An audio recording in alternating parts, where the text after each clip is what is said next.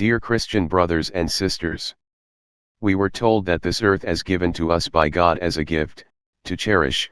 The request is logical because we are directly interdepending with this earth flora and fauna, our health is directly depending of this earth health. So maintaining the ever healthy and original garden. It is in God's grace. The opposite, destruction, alteration, poison, this beautiful and healthy garden, it is satanistic and self-destructing. I am sure many of you know this, you feel it. I am talking to you in the light of another eye-opening article. Monsanto celebrates approval of new dicamba herbicide and fights dirty to silence cancer scientists. The promise that transgenic crops would lead to greener agriculture and less chemicals have not come to pass. Instead, more and more chemicals are being used on our food and the feed we raise our livestock on. Since the introduction of transgenic crops 2 decades ago, herbicide-resistant weeds have become a serious problem. At least 35 weed species are now resistant to glyphosate, the primary ingredient in Monsanto's broad-spectrum herbicide Roundup. Studies have also linked glyphosate to increases in sudden death syndrome, SDS, a deadly plant disease that causes plants to turn yellow and die, including crops that have never been sprayed with the herbicide but were planted in a field that received an application the previous season. To stay on top of the resistant weed problem, farmers not only apply more pesticides, they also mix different pesticides together to prevent the weeds from adapting to a single formula. Newer genetically engineered, GE, seeds are also designed to resist even more toxic combinations. Alarming levels of glyphosate found in popular foods. According to independent testing by the Detox Project, glyphosate is present at alarming levels in many popular processed foods.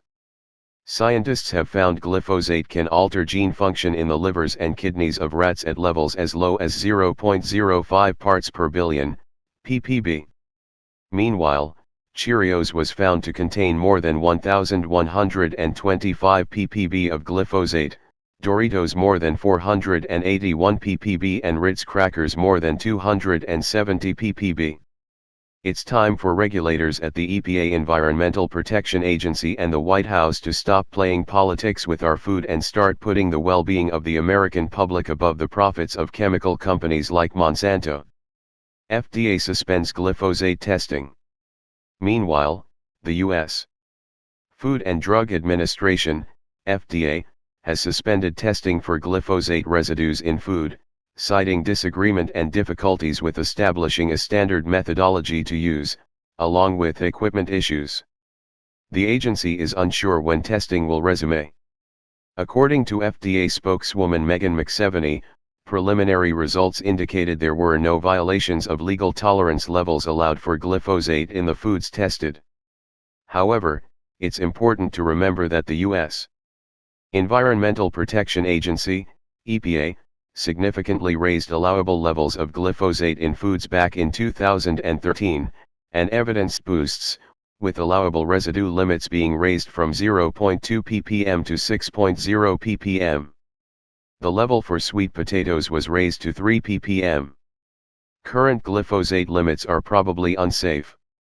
As noted in the Detox Project's report on glyphosate, animal research shows that at 0.1 ppb, Roundup altered genes in livers and kidneys and caused severe organ damage. At 10 ppb, toxic effects were found in fish livers. At 700 ppb, which is the permitted level for glyphosate in U.S. tap water, kidney and liver alterations in rats occurred.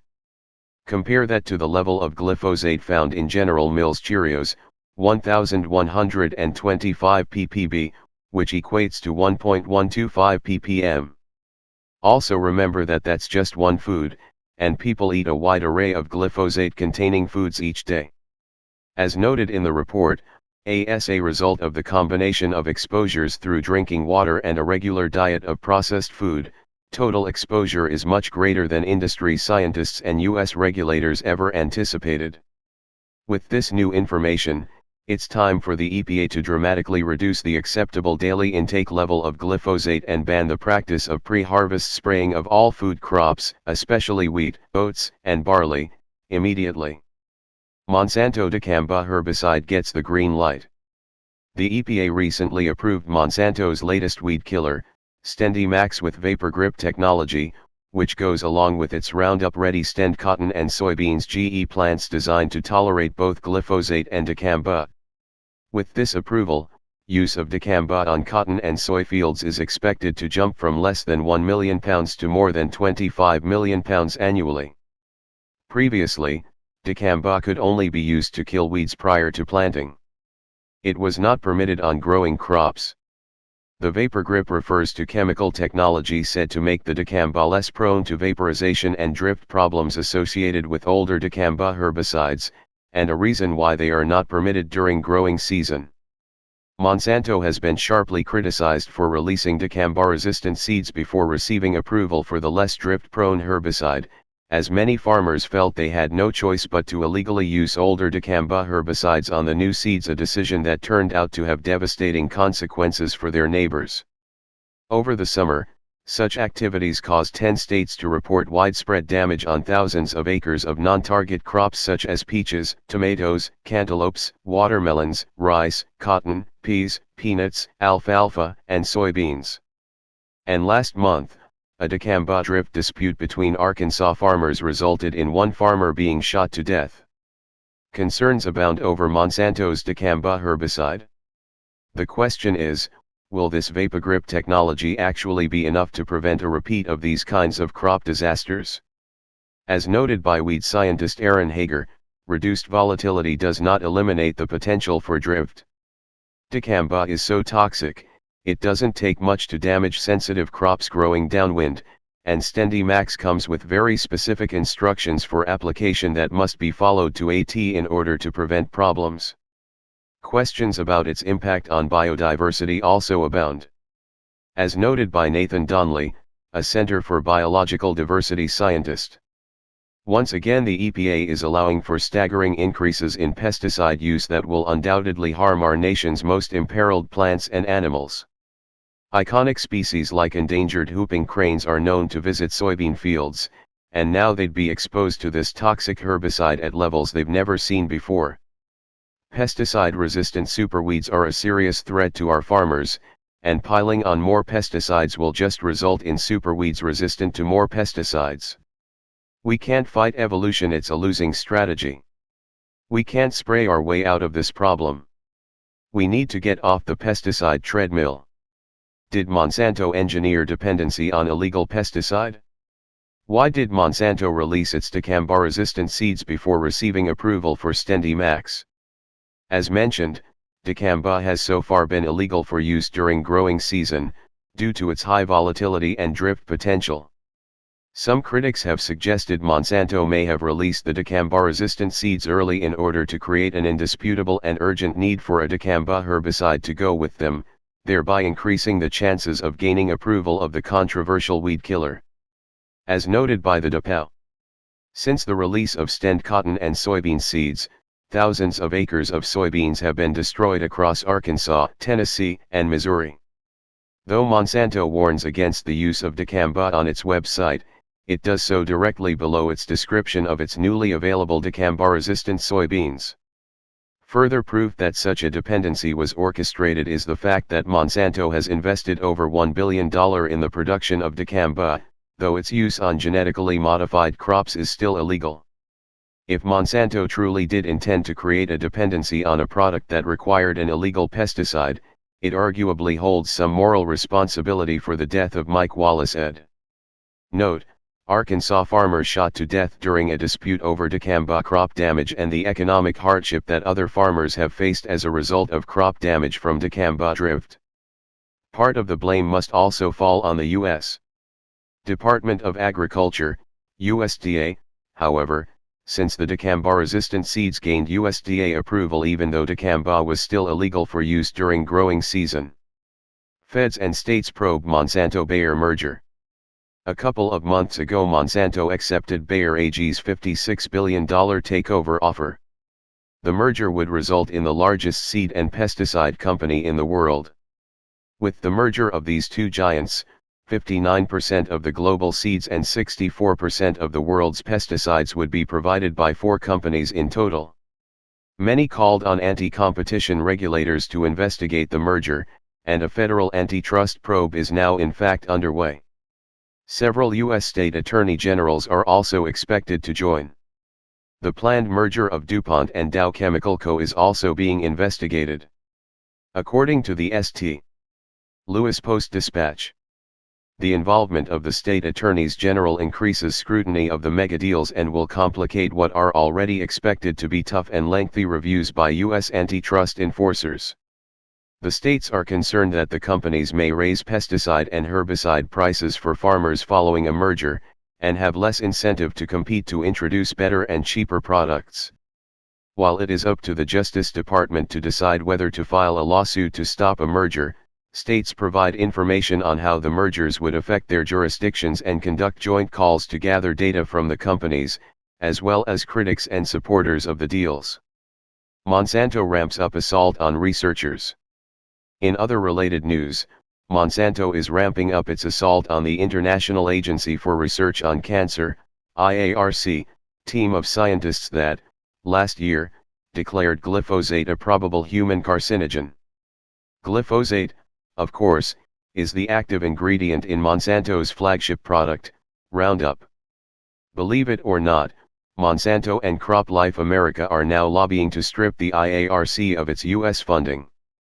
The IARC is a respected research arm of the World Health Organization, WHO, and the agency's research has been a deciding factor in the banning of many toxic substances that would otherwise continue to threaten human life and well-being. Monsanto and its allies are also demanding the EPA fully repudiate the IARC classification and green-light continued use of glyphosate herbicides. They already derailed public EPA meetings scheduled to take place in October 2016, to examine the available science on glyphosate, by challenging the EPA's choice of scientists for the advisory panel. According to the Huffington Post, Industry Ally U.S. Rep. Lamar Smith is taking EPA officials to task for engaging with IARC on glyphosate concerns, demanding that EPA instead rely on the sound science that the industry promotes. Smith, chairman of the House Committee on Science, Space, and Technology, accuses IARC of playing an activist role and EPA officials, of aiding that effort. Monsanto, which is fending off lawsuits by people who claim Roundup gave them cancer, has also been demanding IARC members turn over documents related to their work. The company has labeled the IARC findings as junk science, and claims the IARC members are part of an unelected, undemocratic, foreign body.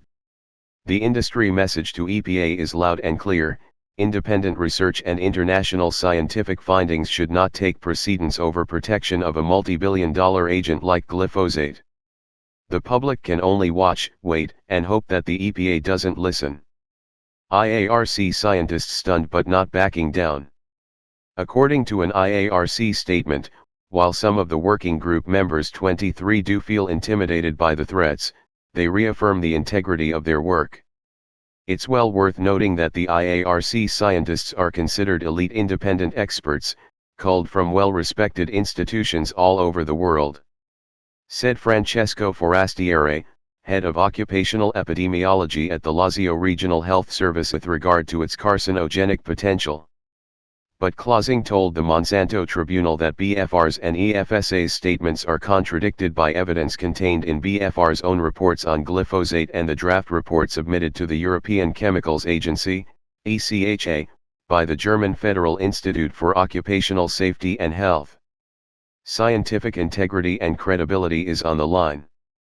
According to Clausing, BFR and EFSA included 5 mouse studies in their evaluation, all of which actually showed that male mice experienced a statistically significant increase in one or more types of cancer.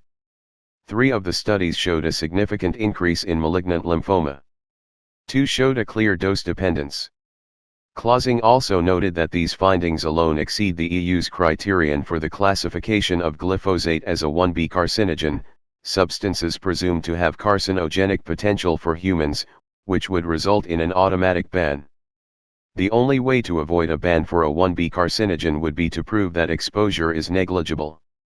But, as noted in the article, the law does not allow industry and regulators to argue that the doses we are exposed to are below permitted levels and therefore safe. Clausing also showed that Organization for Economic Cooperation and Development, OECD, guidelines for industry testing of chemicals had been violated. Interestingly, the IARC reviewed the available animal studies and concluded, like Clausing, that they showed that glyphosate caused an increase in cancer. Why the difference of opinion between IARC and the German authorities? The answer is given in BFR's own report on IARC's findings. Unlike the German authorities, IARC applied the superior statistical analysis, the trend test. Also, unlike the German authorities, IARC did not violate OECD guidelines by claiming that a second type of statistical analysis cancelled out the findings of the first. GM Watch writes. On the whole, it appears BFR and EFSA are simply dancing to Monsanto's tune. It's become quite clear that Monsanto and its allies are ready to go to great lengths to save glyphosate, including trying to cut U.S. funding to a premier independent cancer research organization under WHO. But are BFR, EFSA, and the EPA really going to undermine their own scientific credibility just to protect the profits of a chemical company? That's a serious question these agencies will ultimately have to make a decision on. To build a safer food system, start close to home.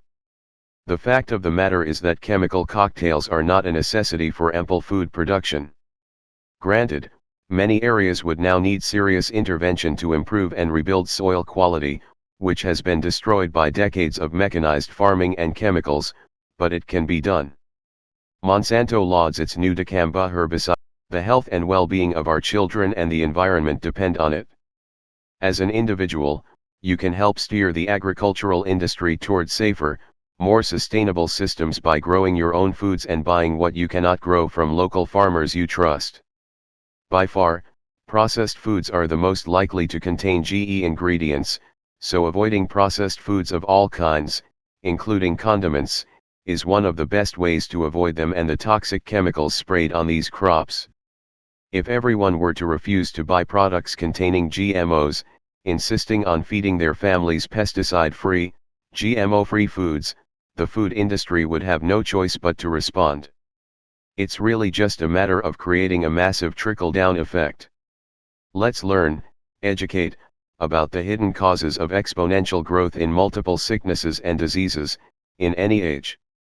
Let's ask for, stand up for, clean, clear, honest change to a healthy future, one that was offered to us by God through His creation. If teachers do not educate, demand it we pay them.